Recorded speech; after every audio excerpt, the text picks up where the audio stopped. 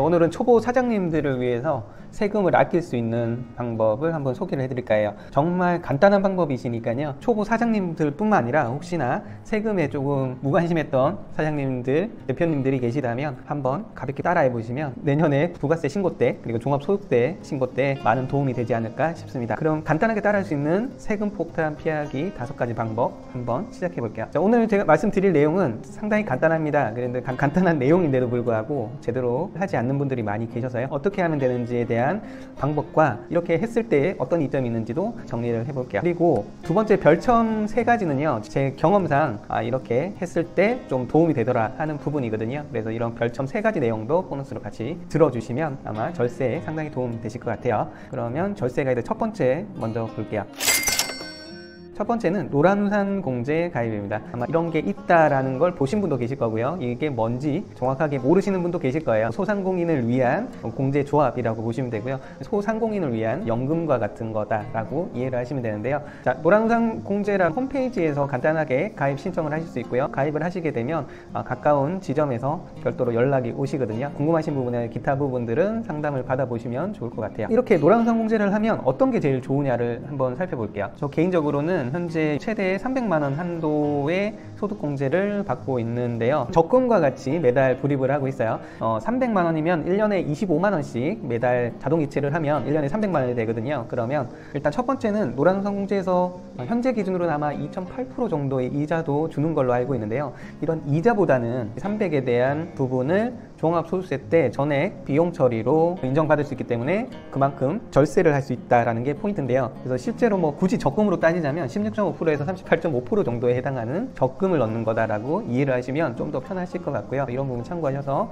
필히 노란우산 공제에 가입을 하셨으면 좋겠습니다. 노란우산 공제에 가입된 금액은 언제든 찾으실 수는 있는데요. 단 주의사항이 하나 있어요. 7회 이상 납부가 되어야지 100% 환급이 가능하다라는 부분이 있거든요. 이 부분에 대해서는 참고를 하시고 노란우산 공제에 가입하시면 도움이 되실 것 같고요. 특별한 일 아니면 그냥 꾸준하게 납입을 하시는 게 도움이 되실 것 같아요. 자, 다음은 사업자 카드 등록입니다. 국세청 홈택스에서 하시면 되는데요. 가지고 계신 모든 신용카드, 체크카드를 홈택스에 등록을 해두는 거죠. 우선 방법은요, 홈택스에 들어가셔서 조회 발급이라는 부분이 있거든요. 조회 발급이라는 폴더로 들어가셔서 사업용 신용카드에 신용카드 등록을 하시면 됩니다. 카드 번호를 입력을 하시면요, 보통 하루에서 이틀 사이에 신용카드 등록이 되시는 거고요. 부가세 신고나 종합소득세 신고를 할 때 이렇게 사업용 신용카드를 따로 등록을 안 하신다면 일일이 기존에 사용했던 카드 내역에 대한 자료라든지 그런 부분을 별도로 첨부를 해야 되는데요. 이렇게 사업용 신용카드를 등록하시게 되면 자동으로 국세청에 등록이 되기 때문에 어떤 정보를 따로 제출하거나 등록을 하거나 이런 불편함이 없어진다는 부분이 상당히 이점이 됩니다.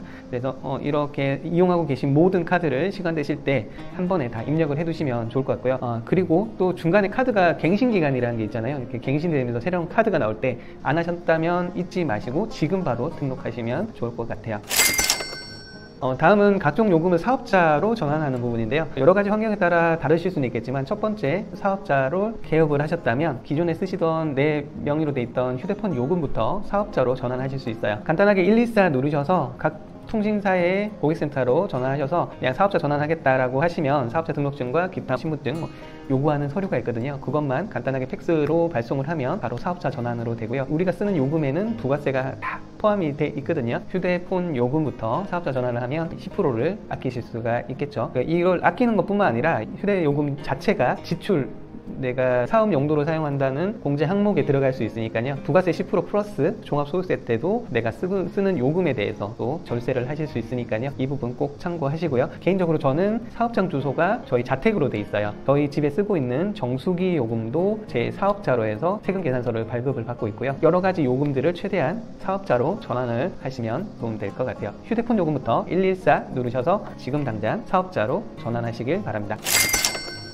다음은 최대한 세금 계산서를 발급을 하라는 부분인데요. 가끔씩 우리가 물건을 살 때 현금으로 하면 10만원인데 세금 계산서를 발급을 하면 11만원을 내셔야 됩니다. 이렇게 얘기하는 경우가 있어요. 그러니까 10%를 더 주면 계산서를 끊어주겠다, 이렇게 하는 몇몇 업종들이 있을 수 있습니다. 이럴 경우에 일반적으로 난 매출이 얼마 안 되고 뭐 기타 등등의 이유로 그냥 현금으로 할게요 이렇게 하시는 경우들이 있는데요. 특별한 경우가 정말 아니라면 10%를 더 내시더라도 최대한 세금계산서를 발급하시는 게 도움이 됩니다. 어차피 10만원짜리 현금 구매나 11만원의 계산서나 만원을 부가세 신고 때 환급을 받으실 수 있으니까 똑같이 10만원에 쓰시는 효과가 있는데요. 이게 쌓이고 쌓이면 어떤 부분이냐면 부가세뿐만 아니라 내가 종합소득세 신고할 때 지출을 증빙을 할 수가 있다는 거죠. 이 10만원 하나 때문에 뭐 굳이 이렇게 생각할 수 있겠지만 내가 1년 동안 이런 건들이 쌓이다 보면 100만원, 200만원, 500만원이 될 수도 있습니다. 그래서 습관적으로 세금계산서를 발급하는 습관을 가지시면 종합소득세 때 상당하게 절세가 될 수 있다는 부분을 기억하시고요. 오늘부터라도 10% 더 내시더라도 최대한 세금계산서를 발급해 보시길 바랍니다. 두 번째는 아까와 좀 연결선상에 있는데요. 업종에 따라 좀 다르겠지만 여러 가지 소개비라든지 애매한 지출 비용이 발생하실 수 있거든요. 그렇다면 최대한 세금계산서 또는 적어도 원천징수 신고는 꼭 하시는 게 좋습니다. 저 개인적인 사례로는 예를 들어 이걸 하나 소개를 해주면 내가 30만 원을 줄게 라든지 기타 등등 이런 사항들이 있을 수 있어요. 개인 원천징수라고 하면 3.3%를 신고를 하는 거잖아요. 30만 원을 주기로 해놓고 끝자리가 애매하게 29만 얼마 이런 식으로 돈이 나갈 수 있겠죠. 그럼 받는 사람이 좀 기분이 나쁠 수 있어요. 그래서 저 개인적으로는 그냥 30만 원을 아예 줘버리고요. 그 사람에게 나는 어쩔 수 없이 돈이 나가는 부분은 원천 신고는 해야 되니까 신고를 하겠다라고 고지를 하고요. 3.3%에 관계된 금액을 차라리 제가 내버리는 경우가 많아요. 30만 원에 3.3% 정도 해봤자 한 9,000원, 뭐 만원 정도 수준 될 건데요. 그러니까 그 부분을 차라리 내가 더 내는 게 더 낫다는 거죠. 30만 원, 50만 원이든 얼마가 되는 애매한 지출 비용도 아까 세금계산서와 비슷한 취지입니다. 소개비로 예를 들어 뭐 한 달에 50만 원 정도 현금 지출이 된다고 생각해 보시죠. 그러면 1년이면 600만 원입니다. 600만 원에 대한 부분을 더 지출이 됐음에도 불구하고 국세청에서는 600을 내가 더 번 걸로 등록이 돼 있는 거죠. 반대로 한다면 이 600만 원이라는 게 어느 정도의 수준이 될 수 있냐면 과표 구간에 걸쳐 있는 과표라고 얘기하면 좀 복잡하시긴 하시겠지만 과표라는 게 있어요. 관심 있는 분들은 다 알고 계시겠지만 아마 초보 사장님들은 이 과표가 뭐야 이러실 수도 있어요. 쉽게 말씀드리면 이 과표 구간에 따라서 내가 내는 세율이 달라져요. 아까 노란우산 공제 때 잠깐 언급드렸던 그런 내용인데요. 내가 600만 원을 더 벌었다는 이유로 세금을 16% 낼 걸 20몇 프로 이렇게 낼 수도 있어요.